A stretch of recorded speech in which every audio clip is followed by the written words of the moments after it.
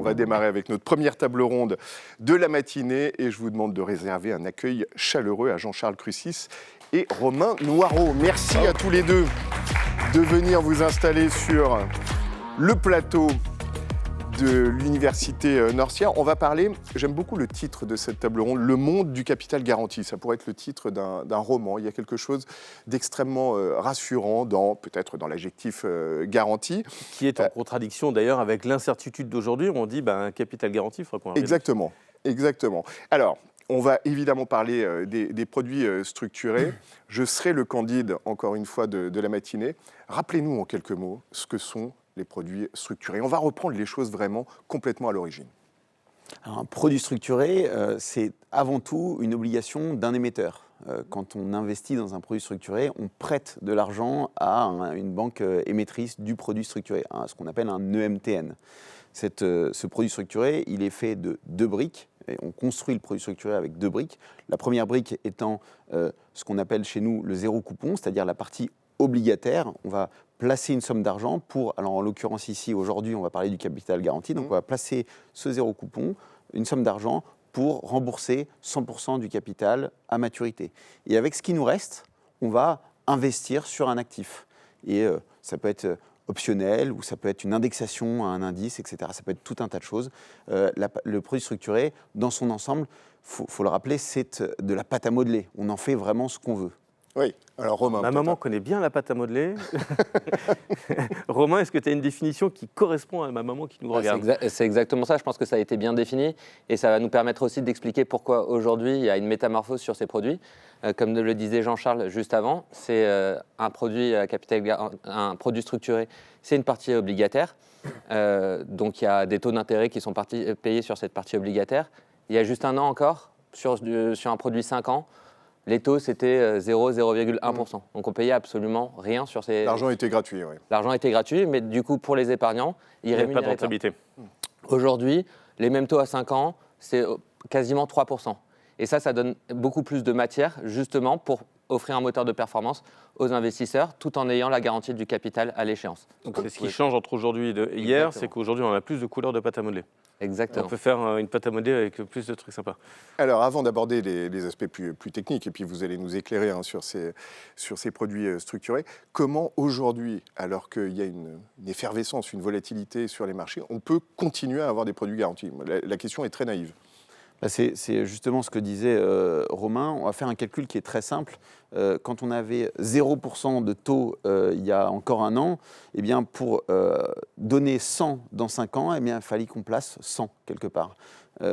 Aujourd'hui, les taux à 3%, calcul très simple, 3% x 5 ans, on a 15% de matière pour construire un rendement quelconque pour le client. Donc, c'est presque plus simple aujourd'hui, c'est ça que j'entends. Complètement. Ouais. On place 85, on aura 100, quoi qu'il arrive, dans 5 ans, pour faire très simple. D'accord. Romain, partage C'est exactement ça. Alors ça, c'est dans un contexte de taux sans risque. Comme le disait Jean-Charles, au début, c'est un émetteur qui émet un produit. Donc ça, on parle vraiment des conditions les plus contraignantes, c'est 15% investir. Mais aujourd'hui, on a des capacités pour investir un petit peu plus parce que bien évidemment, on est des établissements qui présentent un certain risque et ce risque est rémunéré. Donc en plus, là, je parlais vraiment des taux sans risque. C'est le risque émetteur. Et il y a un risque émetteur, exactement. Voilà, vous répondez à notre sondage, je vois que vous avez commencé à le faire. Qu'est-ce qui est le plus important pour vos clients dans un produit structuré ? Est-ce que c'est le niveau de protection du produit ? Ça a l'air d'être la réponse qui se dégage à 69% pour l'instant, mais vous êtes seulement quelques dizaines à avoir voté. Le niveau de rémunération attendu ou la durée de vie maximale du produit qui, pour l'instant, ne bénéficie d'aucune réponse. Alors, revenons peut-être à la genèse de ces produits structurés. Prenons peut-être l'historique avant d'avancer vers les nouveaux produits structurés. C'est né où ? Ça s'est développé comment ? Qu'est-ce qui change aujourd'hui, pour poser les questions vraiment les plus basiques ? Les produits structurés sont nés il y a déjà un certain nombre d'années, plusieurs dizaines d'années, et on a la chance en France d'être parmi les acteurs qui ont créé ces produits structurés. On va dire qu'au début, les produits structurés étaient très structuré, pour ne pas utiliser d'autres termes. Il y avait des formules qui étaient un peu complexes et heureusement, la réglementation est passée par là aussi. Et il y a maintenant une dizaine d'années... Ils étaient un peu incompréhensibles, pour le dire. Mais ils étaient faits aussi Oui. pour des investisseurs aguerris. Aguerris, oui, c'est ça. Exactement. Des instituts. Et il y a une dizaine d'années, la réglementation a changé aussi et on a demandé à ce que les produits structurés soient plus lisibles. Et ce qui a été un changement dans notre classe d'actifs, puisque depuis, les volumes ont explosé et on en retrouve, et on le dit régulièrement, on en retrouve de plus en plus dans les allocations des banques privées, des CGP, des institutionnels, etc., etc. Plus lisible pour qui, d'ailleurs? Pour les investisseurs. Pour les investisseurs, oui. C'était la... Et pour le grand public aussi. Par exemple, pour les clients des CGP qui nous écoutent. Exactement. Et c'était le but justement de la réglementation, je pense, qui a été mise en place en 2010. Avant 2010, c'était des produits assez opportunistes qui étaient réservés à un petit nombre d'investisseurs très aguerris et qui a commencé à grossir. Et le but, justement, c'était de se dire ces produits-là, ils peuvent avoir un intérêt aussi pour tout type d'investisseurs, avec potentiellement moins avertis.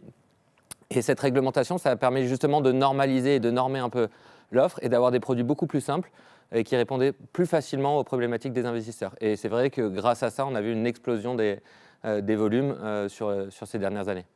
Vous nous proposerez pas de produits spécifiques à la fin de cette table ronde, mais tout au long de la table ronde, justement, on peut parler de ces produits. D'ailleurs, c'est intéressant de prendre l'historique de ces produits, lesquels étaient extrêmement complexes au départ et se sont simplifiés au fil du temps, lesquels vous viennent spontanément à l'esprit, Jean-Charles? Je pense qu'il faut décomposer un peu la construction des produits et en venant ici avec Romain, on s'était dit justement l'idée c'est de partir du plus simple au plus compliqué, on va dire, parce que un produit de capital garanti, on ne peut pas non plus faire des choses ultra complexes, mais l'idée c'est vraiment de garantir le capital, des coupons, je pense que Romain va vous en dire un mot, et ensuite de prendre de plus en plus de risques. J'avais dit que je ne ferais pas cette comparaison, mais on est sur le plateau de téléfoot, mais il y a des produits, on va dire, défensifs, des produits un peu des deux, à la fois défensifs. Mais on la comprend bien, hein, la comparaison. Et ta maman, du coup, là, comprend parfaitement. Il fallait parler de rugby, ce serait mieux. On va se barrer. Plus sur une terre de rugby, mais c'est pas grave. Enfin, vous avez des produits un peu plus on va dire, dynamique, même sur les coupons. C'est-à-dire on garantit encore le capital, et on va chercher du risque sur le coupon. On ne le garantit pas, mais on va essayer d'aller chercher un coupon un peu plus important avec une condition sur ce coupon. Question naïve et presque philosophique, mais est-ce qu'on peut continuer à parler de capital garanti quand il y a un certain niveau de risque qui est pris, Romain? Alors la garantie du capital, elle est fournie par l'émetteur. Donc ça, c'est important de savoir chez qui on va acheter ce produit-là, à qui on va prêter de l'argent. Et ça, c'est très important. Aujourd'hui, sur le marché français, il y a de nombreux émetteurs français, c'est le cas de Société Générale et d'autres, des émetteurs étrangers, comme Crédit Suisse. Et le but, c'est de partager notre savoir-faire auprès des clients français. On est aujourd'hui sur un marché qui a des émetteurs qui sont connus et reconnus, solides. Et ça, il faut savoir quand même qu'il y a un risque émetteur, mais aujourd'hui, la plupart des produits structurés sont proposés par des banques très solides. Et c'est un risque, mais qui est quand même mesuré. On marque une toute petite pause, et je te donne la parole, bien sûr, Philippe, juste après pour notre première chronique de Bastien Delcroix sur Norcia Life, précédée naturellement d'un petit écran de publicité.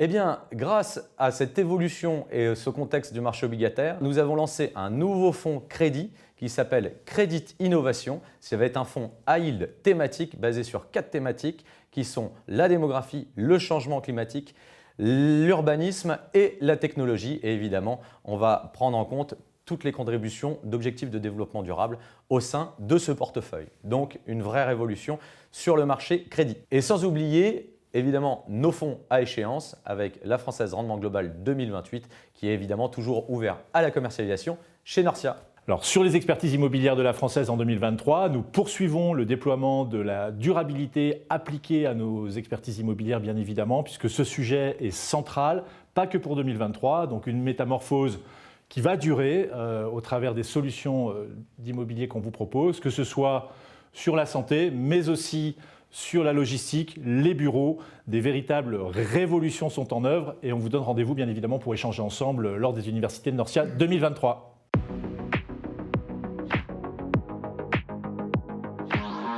Bonjour à tous. Je vous propose un retour en arrière pour commencer. 1994, création de Norcia avec le premier contrat d'assurance vie Norcia. Depuis maintenant presque 30 ans, Norcia accompagne les conseillers en gestion de patrimoine. Norcia est même devenue la première plateforme indépendante au service des indépendants avec un encours de 11 milliards d'euros, dont 8,5 milliards en assurance vie. Norcia apporte aux fournisseurs, aux CGP et aux épargnants une marketplace multispécialiste de solutions patrimoniales en architecture ouverte qui répond aux exigences d'aujourd'hui et de demain. L'assurance vie se porte toujours aussi bien. C'est le premier support d'épargne en France. Norcia Life est la marque de Norcia, distribuant une gamme de produits d'assurance vie et de contrats de capitalisation français et luxembourgeois. En collaboration avec 9 partenaires assureurs, Norcia Life a construit une gamme complète de contrats pour répondre à l'ensemble des besoins et des objectifs des clients, notamment via des solutions de protection en capital, avec des fonds euros classiques qui peuvent bénéficier actuellement de bonus, des fonds euros actifs qui vont aller rechercher de la surperformance, des contrats à prédominance immobilière où nous pouvons aller jusqu'à un investissement à 100% en SCPI, SCI et OPCI, des produits structurés de campagne et dédiés afin de personnaliser vos propositions d'investissement. 300 produits structurés référencés en assurance vie en 2022 chez Norcia. Concrètement, Norcia Life, c'est 600 contrats différents d'assurance vie et de capitalisation, dont une gamme phare de 3 contrats modernes, simples d'utilisation, full digital et régulièrement primés par la presse spécialisée. Panthéa, Enedia et Private, 3 contrats d'assurance vie reconnus par le marché, qui sont également disponibles en version de capitalisation pour les personnes physiques et les personnes morales à l'IR et à l'IS. Et les 600 contrats intégrés dans nos outils de gestion nous permettent également de travailler sur la transférabilité de contrats d'assurance vie via la loi Pacte, ce qui vous a permis de récupérer en gestion plus de 80 millions d'euros en 2022 avec Norcia Life. En plus de cela, pour vous accompagner, Norcia met à votre disposition des interlocuteurs dédiés qui vous accompagnent de la conception de vos propositions à la finalisation des opérations. Et cet accompagnement humain des équipes est soutenu par votre outil en ligne Norcia+. N+, c'est une expérience digitale unique. Vous pouvez digitaliser vos actes de gestion et utiliser la signature électronique pour un gain de temps considérable.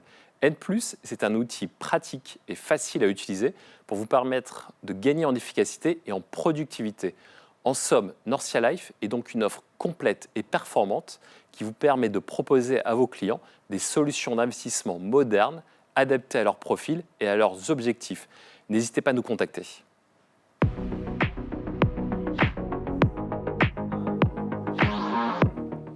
La première chronique de Bastien Delcroix, Eh oui. que l'on félicite évidemment. Et nous, on poursuit notre exploration du monde du capital garanti. Je sais que tu as plein de questions, Philippe. Alors j'en ai une première, parce qu'effectivement, le risque émetteur, c'est un risque dont on n'a pas beaucoup parlé ces derniers temps. On en a parlé à une grande époque, en 2008, avec Lehman. Mais ce que je veux dire, c'est que est-ce qu'aujourd'hui, il y a un risque émetteur réel au compte tenu de la situation sur les taux, sur l'environnement économique ou pas ? Je vais peut-être commencer sur ce sujet. Donc effectivement, aujourd'hui, on disait le produit structuré, c'est de l'argent qui est prêté à un émetteur. Et c'est important de savoir en fait à qui on prête. Aujourd'hui, chez Crédit Suisse, je pense que c'est important de présenter cette société parce que autant les acteurs français sont bien connus, Société Générale, pour Jean-Charles, c'est des banques qui sont connues pour tout le monde. Crédit Suisse, même si c'est une banque globale qui vient d'un pays voisin, qui a été créé il y a plus de 160 ans en Suisse. Assez réputé pour ses banques, assez le réputé pays voisin en question, donc pour tout va ses bien. activités, est très connu et a beaucoup d'activités, est global, mais peut rester un petit peu méconnu en France, parce que ce n'est pas un émetteur domestique. Et c'est important du coup de profiter de cette occasion pour présenter l'émetteur. Aujourd'hui, Crédit Suisse, avant tout, c'est 2 grands piliers. C'est une banque de détail en Suisse, un des leaders de la banque de détail en Suisse depuis plus de 160 ans. On a été les financiers de beaucoup d'activités en Suisse, de beaucoup d'infrastructures. Donc on a un historique riche. Et vous êtes dans l'économie réelle. Exactement. En Suisse, on est, on va dire, dans les 2 plus grandes banques suisse et en banque de détail. Et ça, c'est très important parce qu'en fait, on est le Société Générale, parce que j'ai Jean-Charles à côté, de Suisse. Le deuxième gros pilier, et c'est peut-être les deux grosses activités, c'est l'activité de banque privée. Crédit Suisse, c'est un des leaders de la banque privée dans le monde. Donc bien évidemment en Suisse, qui est très réputé pour ses banques privées, mais partout dans le monde. On est très présent en Asie, très présent en Europe, très présent aux États-Unis. Et ça, c'est important parce que c'est vraiment le cœur de l'activité Crédit Suisse. Ça représente à peu près 2 tiers, 3 quarts des revenus. Donc ça, c'est vraiment important d'avoir ça en tête. Il y a ensuite, on parle de métamorphose, il y a une métamorphose aussi chez Crédit Suisse. Il y a 2 autres piliers qui sont l'asset management d'un côté et la banque d'investissement de l'autre. Crédit Suisse, il y a eu des annonces qui ont été faites fin octobre 2022, fait sa métamorphose aussi au niveau de sa banque d'investissement, qui présentait beaucoup de services, beaucoup d'activités, plus ou moins risquées, plus ou moins rentables. Le but, c'est de se reconcentrer, de se refocaliser sur ce qui a fait un peu la force de Crédit Suisse pendant des années, c'est l'offre de produits pour la gestion privée. Les structurés en font partie. Et aujourd'hui, le but, donc nous, on s'est pas mal développé sur la France et on va bénéficier aussi de cet élan qu'il y a sur ces produits-là pour renforcer notre offre dans les années à venir. Alors, Donc, le risque émetteur, Je retiens qu'effectivement, il faut quand même regarder ce risque émetteur, il ne faut pas l'écarter. Donc, du coup, l'histoire de Crédit Suisse fait qu'on. Ce recentrage sur le core business fait que, effectivement, vous revenez sur des choses qui sont votre socle. Alors, je vais poser la question de la manière différente. À Jean-Charles, est-ce qu'il y a un vrai sujet? Est-ce qu'un conseiller en gestion de patrimoine doit regarder le risque émetteur en général, je ne parle pas que de Société Générale, mais en général, est-ce qu'on doit bien regarder ce risque émetteur ou aujourd'hui on se dit que le milieu bancaire est globalement assez stable? Alors, pour moi, le risque émetteur, il est de 3 sortes. Il est effectivement le risque émetteur de premier lieu, entre guillemets, c'est ce risque-là dont vient de parler Romain, qui est tout simplement si la banque fait faillite. Donc, de ne pas retrouver ses sous à la fin du produit, et là, tout le monde serait bien sûr déçu. Le second risque émetteur, c'est pendant la durée de vie du produit. La garantie du capital dont on parle aujourd'hui, elle est à maturité. Les produits structurés, on le sait, ont une valeur liquidative qui bouge. Quand on achète un produit à capital garanti, on espère que cette valeur liquidative ne va pas trop bouger pour ne pas impacter trop les portefeuilles, etc. Donc, on va dire que le deuxième lieu du risque émetteur, c'est probablement les mouvements, la volatilité des valeurs liquidatives. Et ça, effectivement, en fonction de l'émetteur... Parce qu'ils sont une contrepartie, c'est ça? Parce qu'ils sont une contrepartie, parce que le risque de crédit, ça reste une obligation. Une obligation a une valeur liquidative qui bouge. Une dette vous engage, vous devez la rembourser. Exactement. Donc, de fait, quand il y a un risque qui grandit sur un émetteur, la valeur liquidative va baisser. Donc ça, c'est le deuxième risque.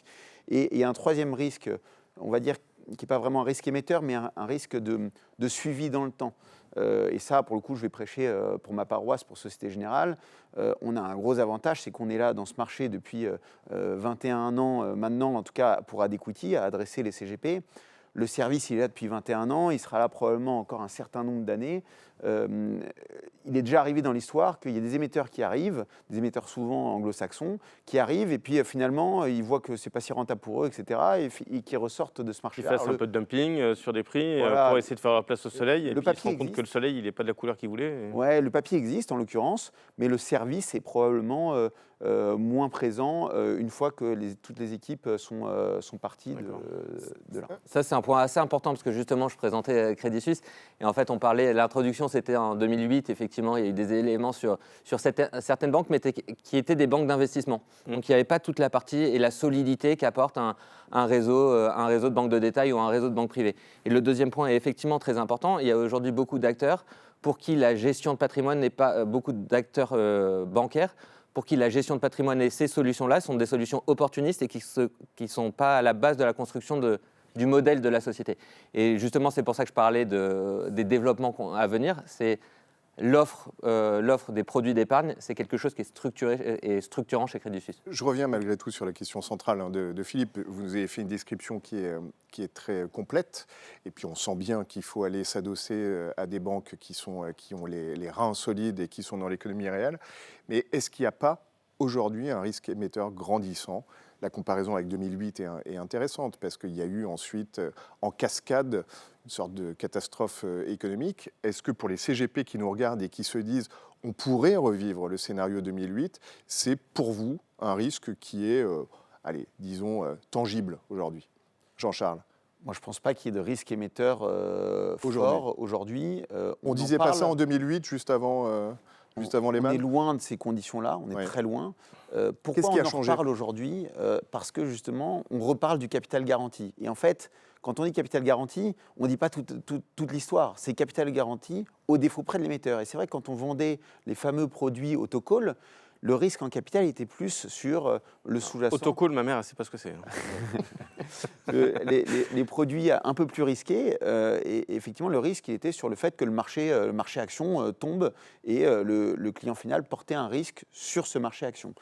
Aujourd'hui, sur les produits à capital garanti, on ne parle plus de ce marché action, ou alors on va en parler pour déterminer le rendement futur, mais pas sur le risque en capital. Donc, quel est le dernier risque qui nous reste? C'est le risque de l'émetteur. Et c'est pour ça qu'on le remet sur la table aujourd'hui. Mais c'est risque qui est limité, donc. Mais Et qui est limité. et qui a changé par rapport à 2008, parce que ce n'est pas les mêmes acteurs. Même si, je le disais, c'est beaucoup plus des banques de détail ou des banques privées qui ont des activités de banque d'investissement qui fournissent ces produits-là aujourd'hui. Et surtout, la réglementation a énormément évolué pour renforcer justement la solidité des banques avec des ratios de liquidité pour ne pas être dans la situation de certains émetteurs il y a plus de 15 ans. Bon, je reviens. Donc, du coup, on peut être un peu rassuré sur le risque émetteur dans ce changement de contexte. Je reviens sur ma maman, qui nous regarde. Ne regardez pas. La question est la suivante, je reviens sur la complexité des produits. Ce qu'on avait dit en introduction, est-ce qui permettra de faire le lien avec ce qu'il est possible de faire aujourd'hui? La question est très simple. Est-ce qu'un investisseur, monsieur lambda, madame Michu, qui habite à Charleville-Mézières, est-ce qu'elle comprend, est-ce qu'elle est en capacité, selon vous, à comprendre le produit structuré tel qu'ils sont faits aujourd'hui? J'ai compris qu'ils étaient plus simples qu'avant. Est-ce qu'elle est en capacité de comprendre ce produit-là aujourd'hui? Et est-ce que les produits qui sont disponibles aujourd'hui par rapport à ceux d'hier sont plus simples pour elle ou pas? Alors, si on fait un focus sur les produits à capital garanti, je pense que le but, c'est d'adresser des nouveaux investisseurs potentiels et c'est d'avoir une courbe d'évolution dans l'offre qui permet de suivre justement le niveau de compétence des investisseurs. Donc là, ce qu'on voit depuis la hausse des taux, les premiers produits, c'est des produits basiques, très simples. J'espère, en tout cas, je vais en présenter un. Garantie de capital. Par exemple, un produit 5 ans. J'investis 100 aujourd'hui, je récupère 100 dans 5 ans, toujours avec le risque émetteur. J'ai un rendement qui est payé trimestriellement, semestriellement, annuellement. Point. Ça s'arrête là. Il n'y a même pas d'indexation sur un sous-jacent. C'est un produit très vanille. Je vais payer du 4,5 par exemple la première année et je vais avoir potentiellement un taux évolutif. Donc là, on est sur quelque chose qui ressemble à un compte à terme. C'est une obligation. C'est une obligation. Alors contrairement à un compte à terme, il y a compte à terme, je pense à la compréhension du produit. Exactement. Non, mais c'est à peu près la même base. La seule différence avec un compte à terme, c'est qu'il va y avoir une évolution de la valeur du produit en fonction de l'évolution des taux et du risque émetteur.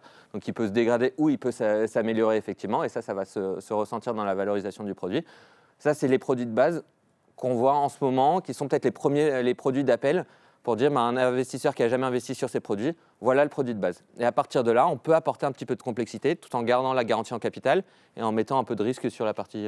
Jean-Charles, tu vas monter d'un cran. Effectivement, on va essayer de monter crescendo et l'idée, c'est de dire, OK, on a cette garantie en capital, maintenant on peut aussi choisir un sous-jacent. Un sous-jacent, ça va être notre moteur de performance de notre produit structuré et on va dire, par exemple, on va délivrer... la couleur de la pâte à modeler. Exactement, on y revient. On a un coupon fixe de 4,5, mettons, et si jamais le taux de référence 2 ans monte au-delà de 4,5, donc on se couvre quelque part contre la hausse des taux, eh bien on prend cette hausse de taux.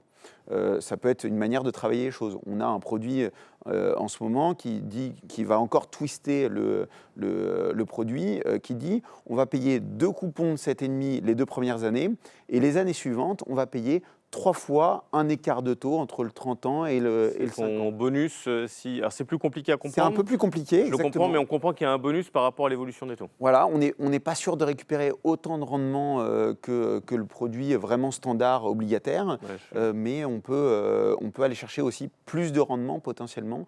Là-dessus, pareil, on met des rappels par anticipation, etc. Avant de conclure, la chronique suivante consacrée à la retraite PER par Claire Dillard. Et puis, vous verrez les résultats du sondage. Ils sont intéressants, ils vont tout à fait dans le sens de ce que vous dites. Chronique de Claire Dillard, précédée bien sûr d'une petite page de pub.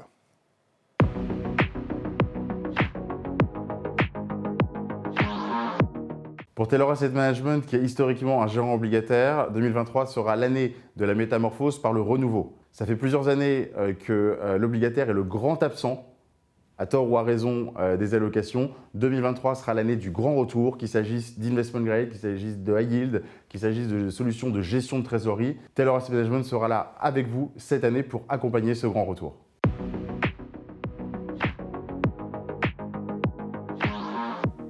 Bonjour à tous. 6 millions de contrats et 43,6 milliards d'euros d'encours en 2 ans. Voilà les chiffres à retenir concernant le PER depuis son lancement en mai 2019 avec la loi Pacte. Un véritable pari gagnant pour le gouvernement qui souhaitait rendre les produits d'épargne retraite plus attractifs en simplifiant et en harmonisant leurs règles de fonctionnement. Un seul mot d'ordre. Plus vous commencez à épargner tôt pour votre retraite et moins votre effort d'épargne sera important.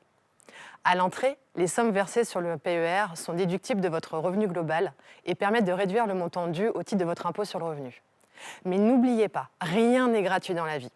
Comme le gouvernement aime donner, mais surtout reprendre, l'avantage fiscal à l'entrée est repris à la sortie, y compris en cas d'acquisition de la résidence principale. Raison pour laquelle il faut avoir au minimum une tranche d'écart entre la période d'épargne et la période de liquidation du contrat pour maximiser l'avantage fiscal. Une exception à cette règle. L'économie d'impôt à l'entrée est conservée en cas de liquidation du contrat par cause de décès, mais également en cas de rachat par le conjoint survivant de son PER pour cause de décès du conjoint, avec, comme cerise sur le gâteau, une exonération totale des prélèvements sociaux sur les capitaux décès perçus.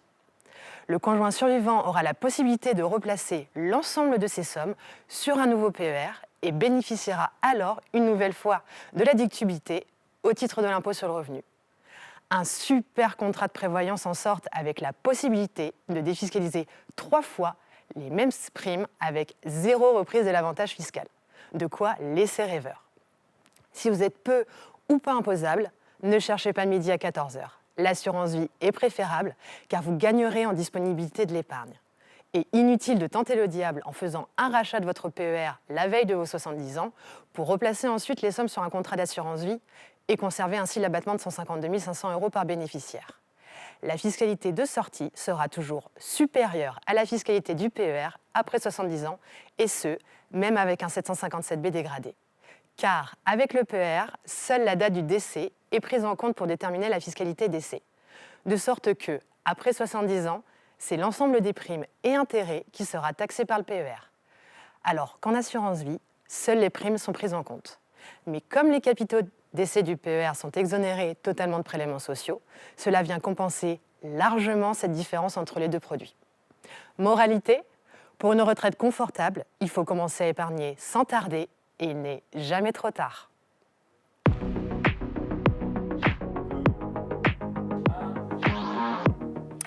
Et merci à Claire Dillard pour cette excellente chronique. On va conclure en 1 minute. Vous allez donner un conseil au CGP. Regardez les résultats du sondage parce qu'ils sont très éclairants. Qu'est-ce qui est le plus important pour vos clients dans un produit structuré? Alors c'est très largement le niveau de protection du produit qui se détache, 73%.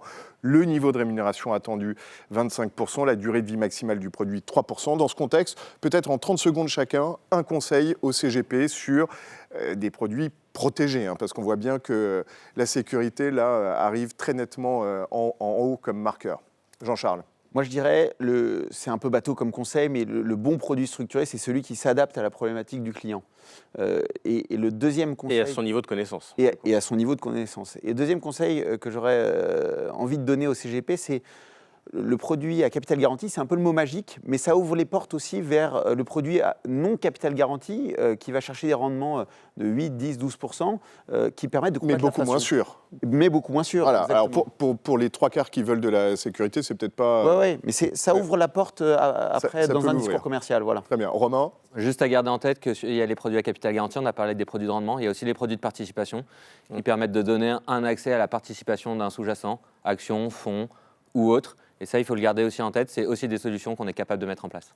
Merci beaucoup à tous les Merci deux à vous. de nous avoir rendu cette visite très intéressante. Je crois qu'on peut vous applaudir pour cette première table ronde de la matinée. Vous allez céder votre place aux 3 participants suivants qui nous rejoignent sur ce plateau. On est ravis de les accueillir. On regarde d'abord une petite page de publicité avant d'accueillir nos 3 experts suivants.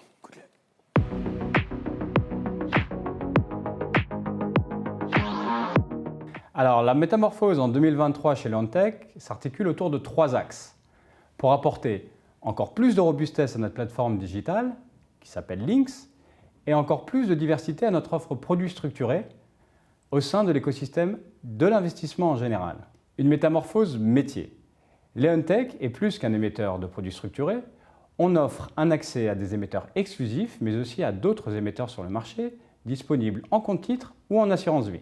Une métamorphose offre, on propose du contenu à travers des partenariats exclusifs avec des établissements de recherche ou des sociétés de gestion thématiques telles que Ixios Asset Management. Cela a pour but d'offrir des paniers thématiques à nos investisseurs, mais aussi une gamme de fonds spécialisés. Une métamorphose produit. Nous avons dernièrement développé une expertise sur les produits à capital garanti sur fonds, et ce sur des OPCVM à partir de 20 millions d'euros d'actifs sous gestion. Et enfin, une métamorphose produit. Nous avons dernièrement développé une expertise sur les produits 100% capital garanti sur fonds, et ce sur des OPCVM à partir de 20 millions d'euros d'actifs sous gestion.